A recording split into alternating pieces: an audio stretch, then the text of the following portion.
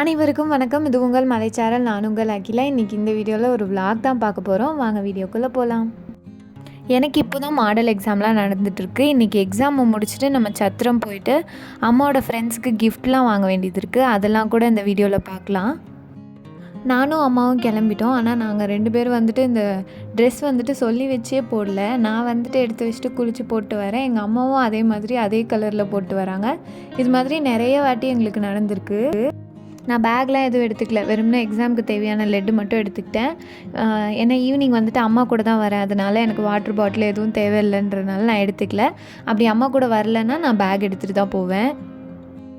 நான் போயிட்டு எக்ஸாம் முடிச்சுட்டு திரும்ப நாங்கள் மத்தியானமாக காலேஜிலேருந்து சென்ட்ரல் வரைக்கும் ஆட்டோ வச்சு சென்ட்ரல் வந்துட்டோம்.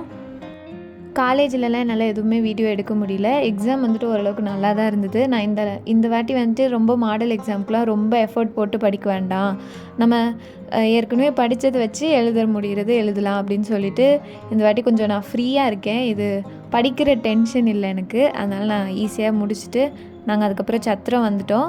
சென்ட்ரல் வரைக்கும் அங்கேருந்து பஸ் ஏறி நாங்கள் சத்திரம் வந்துட்டோம். இங்கே நிறையா ஃப்ரூட்ஸ் வாங்கினோம். மாம்பழம் வாங்கினோம், அப்புறம் பலாப்பழம், வெள்ளரிக்காய், பீக்கங்காய்லாம் வாங்கினோம். அதுக்கப்புறம் அந்த முந்திரி பழம் கூட இருந்தது. அது கூட ட்ரை பண்ணலான்னு சொல்லிட்டு வாங்குவாங்க. எப்போவுமே சுவையில் தானே சாப்பிட்றோம் அப்படின்னு சொல்லிட்டு இன்றைக்கி அந்த வசந்த பவன் போகலான்னு சொல்லிட்டு அங்கே போனோம். எங்கள் அம்மா காலேஜ் படிக்கும்போது இங்கே தான் சாப்பிடுவாங்களாம். அது சொல்லிவிட்டு அங்கே அந்த வெங்கடாஜலபதி ஃபோட்டோலாம் இருக்கும். நாங்கள் அதுக்கு கீழே தான் ஃப்ரெண்ட்ஸோடு உட்காந்து சாப்பிடுவோம் அப்படின்லாம் சொல்லிகிட்டு இருந்தாங்க.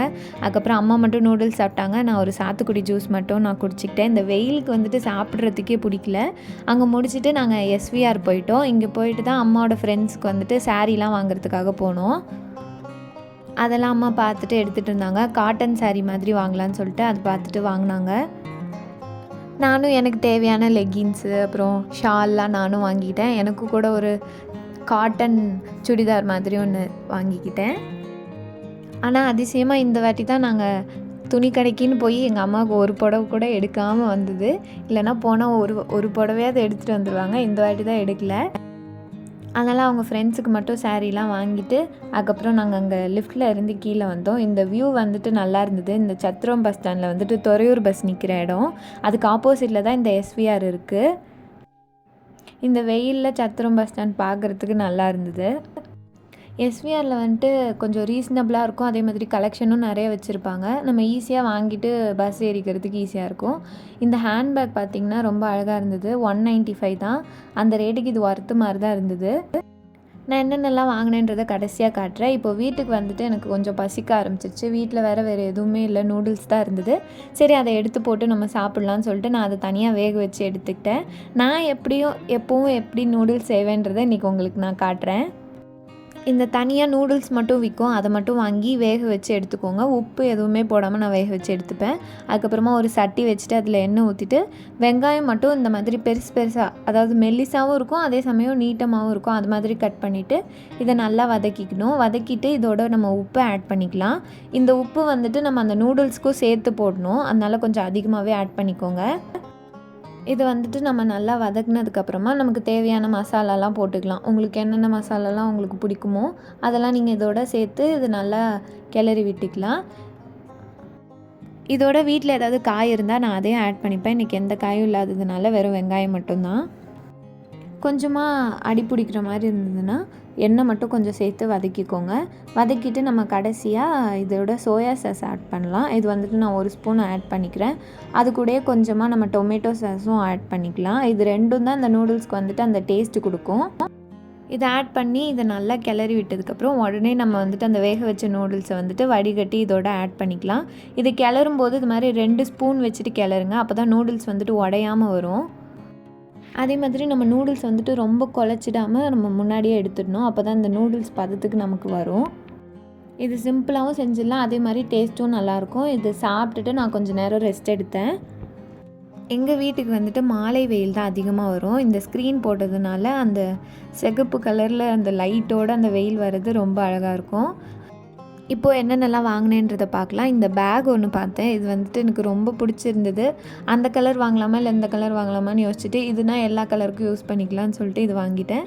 இதோட அந்த கைப்பிடியே அந்த பூனை மாதிரி கொடுத்துருந்தாங்க. அதுவே அழகாக இருந்தது. இந்த ரேட்டுக்குமே ரொம்ப ரீசனபிளாக இருந்ததுனால இது ஒன்று மட்டும் நான் வாங்கிக்கிட்டேன்.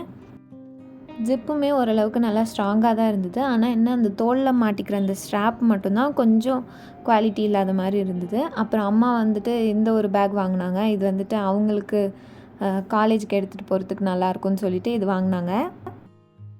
இதுலேயுமே 2 ஜிப் இருந்தது. அதே மாதிரி ஓரளவுக்கு நல்ல குவாலிட்டியாக தான் இருந்தது. இதோட ரேட் வந்துட்டு 175 தான். அதுக்கு இது எவ்வளவோ ஒர்த்து தான். அடுத்தது இந்த க்யூட்டான குட்டி பர்ஸ் வந்துட்டு வாங்கினேன். இது ஏற்கனவே நான் இங்கே வாங்கியிருக்கேன். வாங்கிட்டு அதுதான் தொலைஞ்சி போயிடுச்சு. சரி திரும்பவும் வாங்கலாம் அப்படின்னு சொல்லிட்டு வாங்கினேன். இது வந்துட்டு 55 ருபீஸ் தான். இது பார்க்குறதுக்குமே ரொம்ப க்யூட்டாக இருந்தது. அதே மாதிரி தவளை மாதிரி ஒன்று இருந்தது, அதுவும் ஒன்று வாங்கினோம். இது கலரும் நல்லா வைப்ரண்ட்டாக இருந்தது. அதே மாதிரி நல்லா சாஃப்டாக இருந்தது. இது நம்ம பேக்கில் வந்துட்டு காசு வச்சுக்கிறதுக்கு யூஸ்ஃபுல்லாக இருக்கும்னு வாங்கினேன். இன்றைக்கி ஏதாவது கிராஃப்ட் பண்ணலான்னு யோசிச்சுட்டு இருந்தேன். அதுக்கு வந்துட்டு எந்த கார்ட்போர்டும் எனக்கு கிடைக்கல. சரி இந்த பாக்ஸை வந்துட்டு நம்ம ஏதாவது பண்ணலாம் அப்படின்னு சொல்லிட்டு உள்ளே என்ன நல்லா இருக்குன்னு பார்த்துட்டு இருந்தேன். நான் ஏற்கனவே எப்போவோ வாங்கி வச்ச கீச்சன்லாம் அதில் இருந்தது. இந்த ஸ்மைலி கீச்செயின்லாம் கூட நான் ஏர் ட்ரை க்ளே வச்சு நானே தான் பண்ணேன். நான் கூடிய சீக்கிரமே அந்த ஏர் ட்ரை க்ளே பற்றி ஒரு வீடியோவும் அதை வச்சு நம்ம என்னென்னலாம் பண்ணலான்றதை பற்றி ஒரு வீடியோவும் போடுறேன். ஏன்னா அது 2-3 நான் செஞ்சு வச்சு டெஸ்ட் பண்ணிகிட்டு இருக்கேன். அது கரெக்டாக இருக்கா, நல்ல பதத்தில் இருக்கா அப்படின்னு சொல்லிட்டு. இந்த ஹார்ட் கீச்செயின் வந்துட்டு நான் பாண்டிச்சேரியில் வாங்கினேன். உள்ளே என்ன எழுதுறதுன்னு எனக்கே தெரில. அப்புறம் என் பேரே எழுதி நானே வச்சுக்கிட்டேன். அதுக்கப்புறம் இது வந்துட்டு அம்மாவுக்கு அம்மாவோட பேர் வச்சு பிறைமதின்றனால பீன் வச்சு வாங்கினோம். நடுவில் வந்துட்டு அம்மா வந்துட்டு வெள்ளரிக்காய் கட் பண்ணி எடுத்துகிட்டு வந்து கொடுத்தாங்க. அதை சாப்பிட்டுக்கிட்டே நான் ஏதாவது கிராஃப்ட் பண்ணலான்னு சொல்லிட்டு பார்த்துட்டு இருந்தேன். இந்த பாக்ஸோட மேலே வந்துட்டு நான் ஒரு அவுட்லைனாக ஒரு பூ மாதிரி வரைஞ்சிட்டு நம்ம 3D அவுட்லைனர் வச்சு ஏதாவது பண்ணலான்னு சொல்லிட்டு பார்த்தா நான் ரெட் கலர் பண்ணலான்னு நினச்சேன். அந்த ரெட் கலர் வந்துட்டு ஃபுல்லாக காஞ்சி போயிடுச்சு. சரி எல்லோ தான் நல்லா இருந்ததுன்னு சொல்லிட்டு இதை வச்சு பண்ணிகிட்டு இருந்தேன். இது எல்லோ அவுட்லைன் மட்டும் போட்டு கொடுத்தேன். எனக்கு ஆனால் அவ்வளோ பிடிக்கல. சரின்னு சொல்லிட்டு நம்ம அந்த இலையாக இருக்கிறத ஃபில் பண்ணலாம் அப்படின்னு சொல்லிட்டு அதையும் க்ரீன் கலர் வச்சு ஃபில் பண்ணிகிட்டு இருந்தேன். ஃபில் பண்ணி நான் பாதி வரைக்கும் ஃபில் பண்ணிவிட்டேன். அதுக்கப்புறம் அந்த க்ரீன் கலர் தீர்ந்து போயிடுச்சு. அதுக்கப்புறம் இன்னொரு க்ரீன் கலரே கிளிட்டரில் இருந்துச்சு, கிளிட்டர் 3Dயில். அதை வச்சு இது பண்ணிவிட்டு இந்த ஃப்ளாருக்கு உள்ளே மட்டும் நான் கோல்டன் கலர் 3D அவுட்லைனர் வச்சு நான் உள்ளே ஃபில் பண்ணிக்கிறேன். ஃபஸ்ட்டு நான் ஒன்று டாட்டாக வச்சு பண்ணலான்னு நினச்சேன். அதுக்கப்புறம் அது எல்லாமே சேர்ந்து ஒரே இதாக சமமாகிடுச்சு. சரி நம்ம எப்பவும் போல் ஃபில் பண்ணுற மாதிரி ஃபில் பண்ணிக்கலாம்னு சொல்லிட்டு அதை ஃபில் பண்ணிட்டேன். அதுக்கப்புறம் நான் மொட்டு மாதிரி வேறு ஒன்று வரைஞ்சிருந்தேன். அது மொட்டு மாதிரியே இல்லை. அதையும் நான் ஃபில் பண்ணிவிட்டு நடுவில் மட்டும் நான் ரெட் கலர் இல்லை பிங்க் கலர் வச்சு இது மாதிரி ரவுண்டாக கொடுத்துக்கிறேன். ஏன்னா வேறு டார்க் கலர் என்கிட்ட இல்லை. அதனால் அதை மட்டும் கொடுத்துட்டு நான் பார்த்தா எனக்கு அவ்வளோ இது பிடிக்கவே இல்லை. அந்த இலை மட்டும் கொஞ்சம் அழகாக இருந்தது. நடுவில் ஃபில் பண்ணியிருக்கிறது எனக்கு அவ்வளோ பிடிக்கவே இல்லை. சரி இது காஞ்சதுக்கப்புறம் அடுத்த நாள் பார்த்தா ரொம்ப அழகாக இருந்தது. ரொம்ப அழகாக இல்லை, ஓரளவுக்கு அழகாக இருந்தது. இது உங்களுக்கு பிடிச்சிருக்கான்றதை கீழே கமெண்ட்டில் சொல்லுங்கள். இது அந்த அவுட்லைன்லாம் கொஞ்சம் எல்லோவில் கொடுத்ததுனால அது மட்டும் வைப்ரண்ட்டாக நல்லா இருந்தது. அவ்வளோதான் இந்த வீடியோ. இவ்வளோ நேரம் பொறுமையாக இந்த வீடியோ பார்த்ததுக்கு நன்றி.